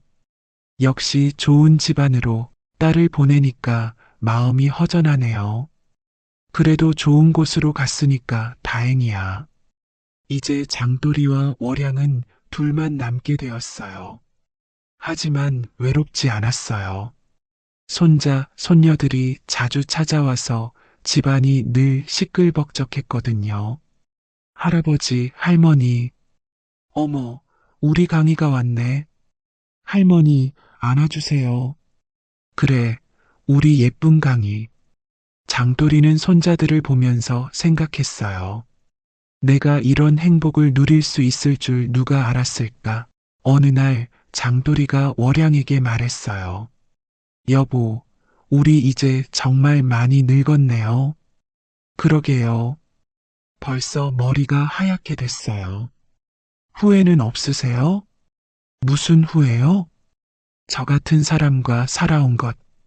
월양은 장돌이의 손을 잡았어요. 당신, 아직도 그런 소리예요? 저는 정말 행복했어요. 고마워요, 여보. 저야말로 고마워요. 당신이 저를 다시 살려주셨잖아요. 두 사람은 서로를 바라보며 미소 지었어요. 주름이 가득한 얼굴이지만 여전히 서로에게는 가장 아름다운 사람이었어요. 장돌이와 월양이 70이 넘었을 때였어요. 어느 날 갑자기 월양이 쓰러졌어요. 여보, 여보. 장돌이가 급히 의원을 불렀지만 의원은 고개를 저었어요. 나이가 나이인지라 오래 버티기 힘들 것 같습니다. 그럼 어떻게 해야? 마음의 준비를 하시는 게 좋겠습니다. 장돌이는 월양의 손을 꼭 잡았어요. 여보, 아프지요? 괜찮아요. 당신이 곁에 있으니까. 제가 항상 곁에 있을게요. 월양은 미소를 지었어요. 당신, 저 죽으면 너무 슬퍼하지 마세요. 무슨 소리예요? 여보가 먼저 갈 리 없어요. 사람 일은 모르는 거잖아요. 혹시 제가 먼저 가면 당신도 잘 사세요. 여보, 저는 정말 행복했어요. 당신 만나서. 그날 밤, 월양은 장돌이의 품에서 조용히 눈을 감았어요. 여보. 장돌이는 끝까지 월양의 손을 놓지 않았어요. 마을 사람들이 모두 와서 장례를 도와주었어요. 장돌이 씨, 너무 슬퍼하지 마세요. 부인분이 정말 좋은 곳으로 가셨을 거예요. 하지만 장돌이는 며칠 동안 아무것도 먹지 못했어요. 그러던 어느 날 꿈에 월양이 나타났어요. 당신 왜 이렇게 마르고 그래요? 여보구나. 저 때문에 이러시면 안 돼요. 아직 할 일이 많이 남았잖아요. 무슨 할 일이? 손자들 챙겨주셔야죠. 그리고 저희 이야기를 후손들에게 들려주세요. 우리 이야기를? 네. 사랑이 무엇인지, 진정한 사랑이 무엇인지. 장돌이는 그 후로 다시 기운을 차렸어요. 그리고 손자들에게 자신과 할머니의 이야기를 들려주기 시작했어요. 할아버지, 할머니는 처음에 어떻게 만나셨어요? 그건 말이다. 참 우연한 일이었단다. 장돌이는 자신들의 이야기를 조금씩 들려주었어요. 물론 아이들에게 맞게 순화해서 몇 년 후 장돌이도 월양을 따라 세상을 떠났어요. 죽기 전까지 월양을 그리워하며 살았지요. 자, 여러분, 이 이야기 어떠셨나요? 욕망에서 시작된 사랑이 결국 진정한 사랑으로 이어진 이야기. 절구대만 하다더니 이제는 마님의 심장까지 찌어버렸구먼. 처음에는 그저 육체적 호기심에서 시작되었지만 시련을 겪으면서 진짜 사랑을 깨닫게 된 두 사람. 아이고야, 사랑이란 게 꼭 기억이 있어야 되나? 뜨겁게 지지고 볶으면 그게 사랑이지. 마님은 기억을 잃었지만 오히려 더